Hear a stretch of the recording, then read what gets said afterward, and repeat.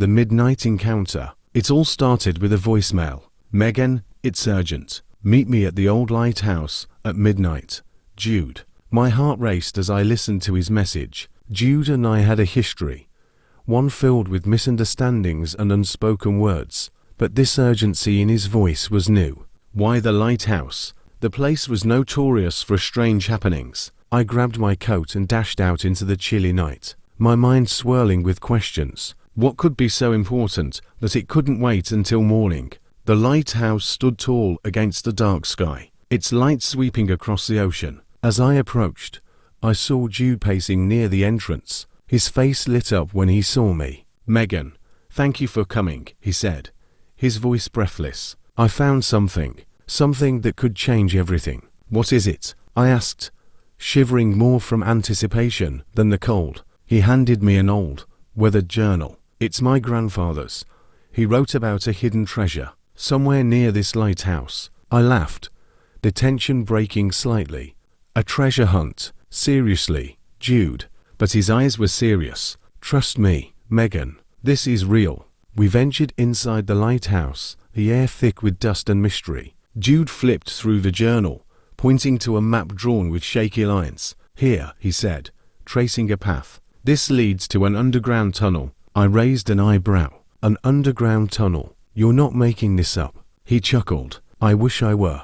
Come on, let's find it. As we descended the spiral staircase, the sound of waves crashing grew louder. Suddenly, a loud thud echoed through the hall, and the floor shook. What was that? I asked, gripping Jude's arm. Trouble, he muttered. We need to hurry. The tunnel was dark and damp, illuminated only by our flashlights. Why did you call me? I asked, my voice echoing slightly. Jude hesitated. I needed someone I could trust.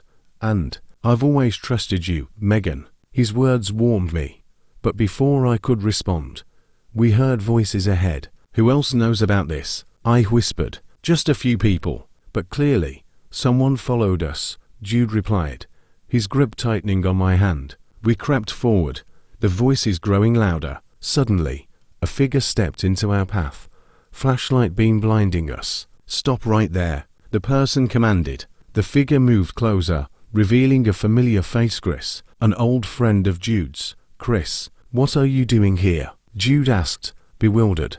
Chris sighed. I could ask you the same. I followed you because I knew you'd need backup. Jude's shoulders relaxed slightly. Well, you're just in time. We're close, but we're not alone. As we continued, the tunnel opened into a vast underground chamber. In the center was an ancient chest, its lock broken. We found it, Jude whispered, awe in his voice. But as we approached, footsteps echoed behind us. Hurry, open it, I urged. Jude pried the chest open, revealing a collection of old letters and a small box. This is it, I asked, disappointment tinging my voice. Wait, Jude said, opening the box. Inside was a beautiful, intricate locket. My grandmother's, he whispered, tears in his eyes. She always said it held the key to our family's future.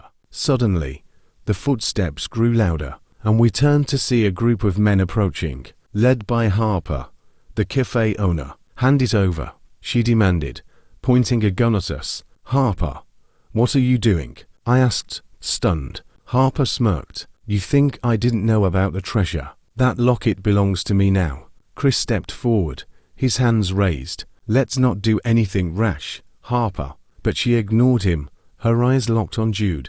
Give it to me, or else. Jude glanced at me, then back at Harper. You'll have to take it from me, he said, his voice steady. The tension was palpable. Just as Harper moved closer, a loud rumble shook the chamber. Earthquake, Chris shouted. The ground cracked, and we scrambled for safety.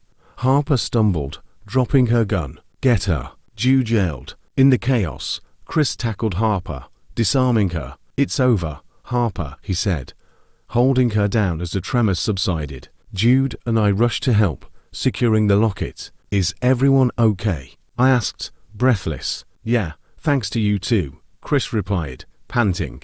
Let's get out of here before this place collapses. As we emerged from the tunnel, the first light of dawn broke over the horizon. Jude turned to me, his face softening. Megan, I couldn't have done this without you. I smiled, feeling a warmth spread through me. Maybe now we can finally have that coffee and talk about something less dramatic. Jude laughed, pulling me into a hug. I'd like that, Megan. I'd like that a lot. Remember to subscribe.